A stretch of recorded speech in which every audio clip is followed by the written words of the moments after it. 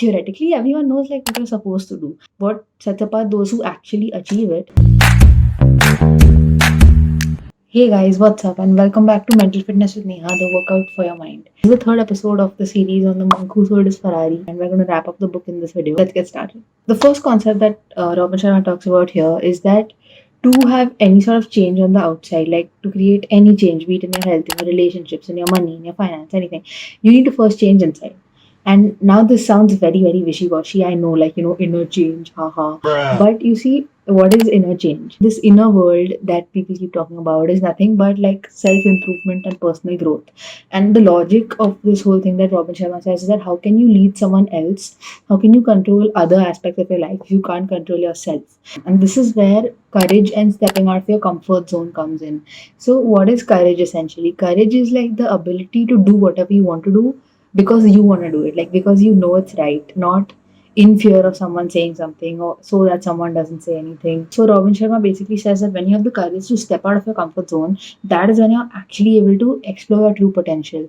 So like for example, I'll give a very personal example. This podcast and starting this YouTube channel, I for a year this idea sat in my head like I should start making videos because I'm really interested in this stuff. But for a year I kept like thinking what will other people think about me, why would I, like I'm not some creator influencer whatever. I'm not, I'm literally not. But it makes me happy that I'm just like able to do it and put videos out there every single week. And yeah, so like stepping out of your comfort zone is very liberating and empowering in its own way. So one activity that I would suggest that everyone who's watching this video do right now is think about what you really want, like one thing which you want but you've not been doing because something has been holding you back. Now what is it that's holding you back? It could be what you think your friends will think about you, like they'll judge you. It could be some fear you have, some limiting belief that you're not good enough, you're not smart enough. But whatever your belief is, admit it to yourself and then face it. So if you fear like public speaking and talking in public, sign up for a public speaking class. Step out of your comfort zone, face your fears. That's the action point. The second thing we're going to talk about is what sets apart people who are like highly inspired and who do a lot of things in life from people who lead mediocre lives, who are fine and just live their life. So highly actualized and developed people do things that less inspired people don't like to do, even though they don't like doing them either. Essentially, they put off short-term pleasure for long-term fulfillment. If you choose to go work out instead of sleeping for an hour extra, you're like, why? Like in the moment, it seems like why?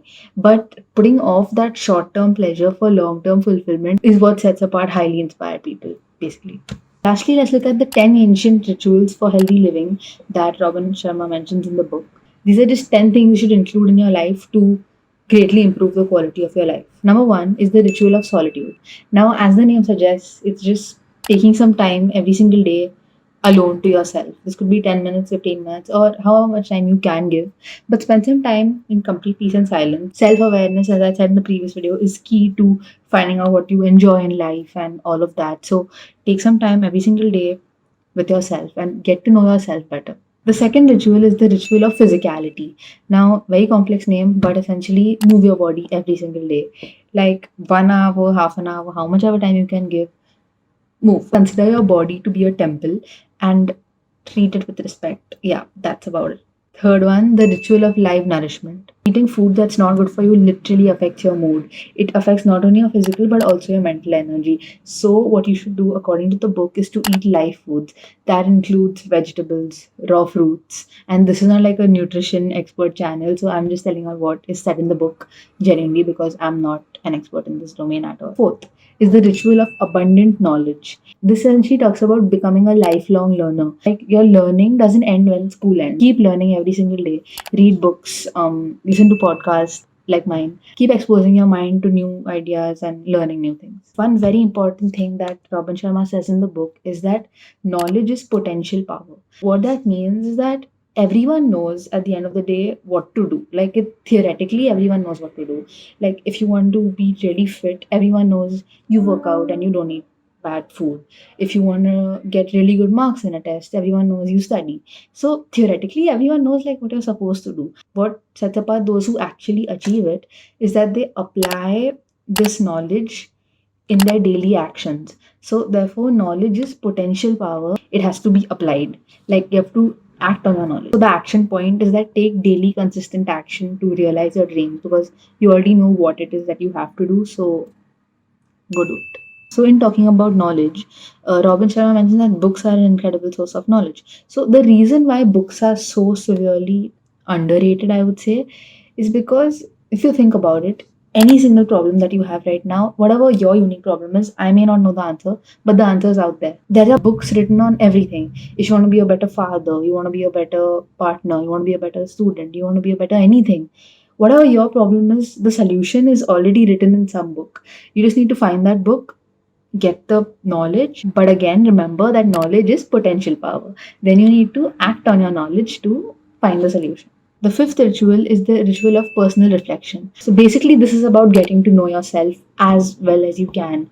So there's this quote in the book which I love. It says that most people think enough to survive, but this ritual is about thinking enough to thrive. Now, what is the difference? Thinking to survive is like, okay, I have to get up in the morning at some point, go to my job, have food at some point in the day so I can get my nutrition. And it's like doing the bare minimum to survive and thinking from that mindset, like, how do I survive? But thinking to thrive is when you think about setting goals and elevating the level of your life. So, if you actually look at what you're doing, where you're spending your time, how you can spend your time better, then you're thinking more than survival. Then you're thinking how you can actually take your life to the next level and do things. So, think to thrive, not to survive. No, think to survive also, but then after that, think to thrive. Yeah. The sixth ritual that Robin Sharma talks about is the ritual of early awakening. Now, this is basically getting up early, and how early is to be determined entirely by you. I'm not going to say like 5 a.m., 6 a.m., but essentially, this ritual is about starting your day off right. So, the action item from this ritual is that you start your day on a positive note. You practice some gratitude, meditate, maybe you take some time to put in a workout, you um, eat a good breakfast. Like, start your day off on a good note, plan the rest of your day. Seventh ritual is the ritual of music. I'm not going to explain this. Listen to music that makes you happy. The eighth ritual is the ritual of the spoken word. Now, surprisingly enough, this is not about words you speak to someone else, but it's about the words you speak to yourself.